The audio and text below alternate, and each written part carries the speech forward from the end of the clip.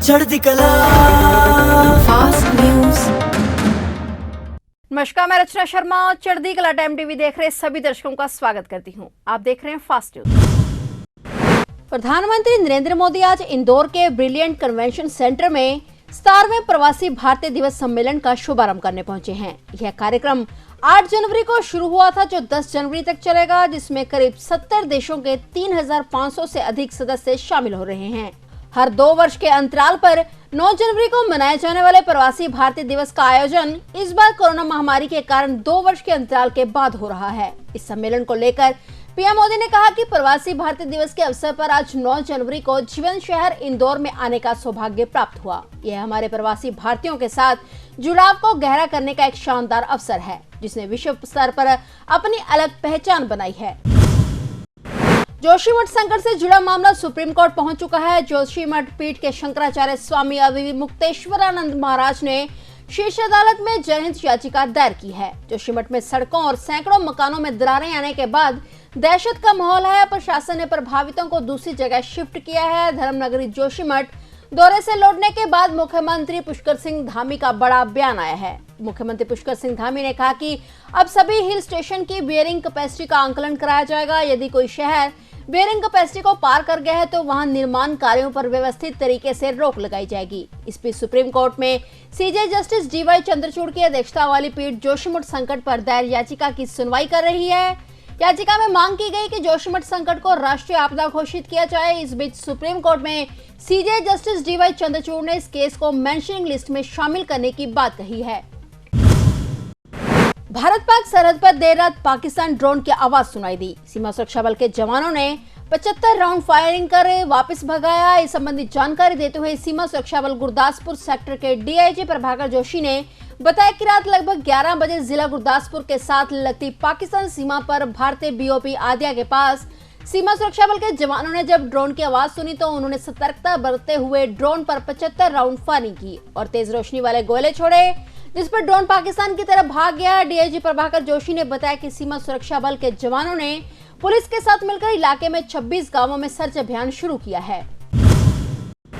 Shri Guru Tegh Bahadur Khalsa college Delhi विश्वविद्यालय दिल्ली द्वारा master Tara Singh auditorium में 3 दिवसीय प्रथम सिख इतिहास कांग्रेस 2023 का आयोजन किया गया। भारतीय ऐतिहासिक अनुसंधान परिषद, इंदिरा गांधी राष्ट्रीय कला केंद्र और दिल्ली सिख गुरुद्वारा प्रबंधक कमेटी के सहयोग से करवाई जा रही है।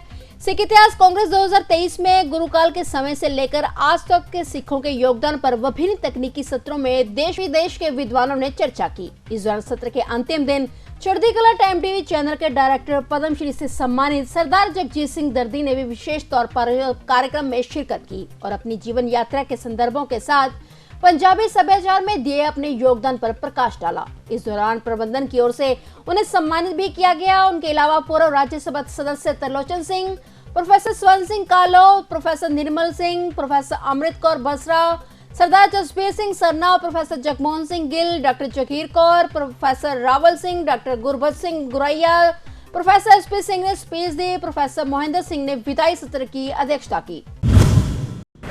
घना कोहरा और ड्राइवर की चूक लगातार आफत बनकर लोगों की जान ले रहा है। उन्नाव गांव में आगरा लखनऊ एक्सप्रेसवे पर बस चालक ने डीएसएम वाहन में पीछे से जोरदार टक्कर मार दी। इस हादसे में बस में सवार 4 लोगों की मौत हो गई, जबकि 10 अन्य घायल हो गए। दुर्घटनाग्रस्त स्लीपर बस गुजरात के राजकोट से लखीमपुर खीरी जा रही थी। आशंका जताई जा रही कि बस ड्राइवर को झपकी आ गई थी और वह आगे वाहन को नहीं देख पाए और इस वजह से बस ने सीधे उसमें टक्कर मार दी। सड़क हादसे की सूचना मिलते ही पुलिस की टीम मौके पर पहुंची और शवों को कब्जे में लेकर उन्हें पोस्टमार्टम के लिए भेज दिया गया। स्थानीय पुलिस ने इस मामले में प्रारंभिक कार्रवाई करते हुए मामले की छानबीन शुरू कर दी है। बता दें कि समय उत्तर प्रदेश के कई हिस्सों में कड़ाके की ठंड के साथ घना कोहरा पड़ रहा है। घने कोहरे की वजह से भी हादसे होने की खबरें सामने आ रही हैं। पूरे उत्तर भारत में इस समय भीषण सर्दी का प्रकोप है। मौसम विभाग ने ठंड को लेकर रेड अलर्ट भी जारी किया है। इस समय पूरा उत्तर भारत कोहरे की घनी चादर में लिपटा हुआ है। इसके कारण कई स्थानों पर दृश्यता घटकर केवल 0 से 50 मीटर के बीच रह गई है। कड़ाके की ठंड के कारण कई जिलों में स्कूलों को 14 जनवरी तक के लिए बंद कर दिया गया है। कोहरे का असर रेलगाड़ियों और हवाई उड़ानों पर भी पड़ा है। उत्तर भारत में कड़ाके की ठंड और भारी कोहरा सोमवार को भी जारी रहा, जिसमें कई स्थानों पर दृश्यता 0 मीटर से भी कम हो गई। राष्ट्रीय राजधानी दिल्ली में न्यूनतम तापमान 3 डिग्री सेल्सियस दर्ज किया गया। ITO बारापुला और धौलकुआं सहित शहर के प्रमुख स्थानों पर दृश्यता बहुत कम रही। दिल्ली में आज न्यूनतम तापमान 3.8 डिग्री सेल्सियस दर्ज किया गया। मौसम विभाग के मुताबिक सफदरजंग पर तापमान 3.8 डिग्री जबकि पालम का 5.8 डिग्री रिकॉर्ड किया गया। दिल्ली में आज घना कोहरा बना हुआ है, इससे विजिबिलिटी 50 मीटर से भी कम है। भारत मौसम विज्ञान विभाग के मुताबिक उत्तर प्रदेश के भी आगरा और लखनऊ और पंजाब के बठिंडा में कई स्थानों पर 0 मीटर दृश्यता दर्ज की गई, जबकि अमृतसर, अंबाला, वाराणसी और भागलपुर में दृश्यता 25 मीटर रही।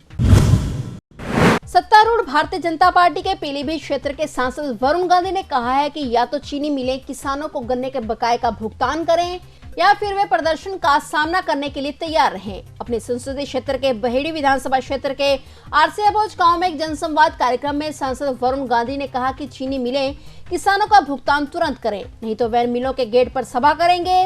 सांसद ने स्थानीय 2 चीनी मिलों का नाम विशेष तौर पर लिया। उन्होंने देश में बेरोजगारी की स्थिति पर सवाल उठाया। उन्होंने कहा कि 1 करोड़ सरकारी पद खाली पड़े हैं, सरकार को यह पद भरने चाहिए। इस काम में हम मदद करने को तैयार हैं। किसानों ने सांसद के सामने आवारा पशुओं का मुद्दा उठाया और कहा कि आवारा पशु फसल को नुकसान पहुंचा रहे हैं और इस पर गांधी ने कहा कि सरकार और प्रशासन को इस समस्या का जल्द समाधान करना चाहिए। पंजाब के फगवाड़ा में लुटेरों द्वारा पुलिस मुलाजिम कुलदीप सिंह बाजवा को गोली मार दी गई थी, जिस दौरान उसकी मौत हो गई। पंजाब सरकार द्वारा शहीद कांस्टेबल कुलदीप सिंह बाजवा को लेकर बड़ा ऐलान किया गया है। इस संबंधित मुख्यमंत्री भगवंत मान ने ट्वीट करते हुए शहीद कांस्टेबल के परिवार के लिए 1 करोड़ रुपए की एक्स ग्रेशिया राशि का ऐलान किया है। इसके अलावा HDFC बैंक द्वारा शहीद के परिवार को 1 करोड़ रुपए बीमे की अदायगी की जाएगी। मुख्यमंत्री ने शहीद की कुर्बानी पर दुख व्यक्त किया है। उन्होंने कहा कि कांस्टेबल कुलदीप सिंह बाजवा ने ड्यूटी दौरान कुर्बानी दी है और उनके परिवार के साथ वे हर समय खड़े हैं। बता दें कि कार छीनकर भाग रहे लुटेरों का कुलदीप बाजवा पीछा कर रहे थे। इस दौरान उन्हें लुटेरों की गोली लग गई। इंदिरा गांधी अंतर्राष्ट्रीय हवाई अड्डा टर्मिनल 3 के शौचालय में 19 वर्षीय चीनी युवती ने ब्लेड से गला और हाथ की नस काटकर कथित तौर पर आत्महत्या करने का प्रयास किया। पुलिस ने इसकी जानकारी दी। युवती बहरीन से T3 पर पहुंची थी और मलेशिया की राजधानी कुआलालंपुर जाने वाली थी। पुलिस ने बताया कि घटना सुबह 4 बजे की है। युवती ने स्टॉप ओवर के दौरान शौचालय में जाकर अपना गला और हाथ की नस काटने का प्रयास किया। उन्होंने बताया कि सूचना पाकर मौके पर पहुंचे अधिकारियों ने उसे अस्पताल पहुंचाया, जहां उसकी हालत स्थिर बताई जा रही है। पुलिस ने बताया कि युवती ने बताया कि हाल ही में उसकी नौकरी चली गई और प्रेमी से ब्रेकअप के कारण वह आत्महत्या करना चाहती थी। फिलहाल फास्ट न्यूज में इतना ही और नए समाचारों के साथ फिर से हाजिर होंगे। तब तक के लिए देखते रहिए चढ़ती कला टाइम टीवी और मुझे दीजिए इजाजत। धन्यवाद। चढ़ती कला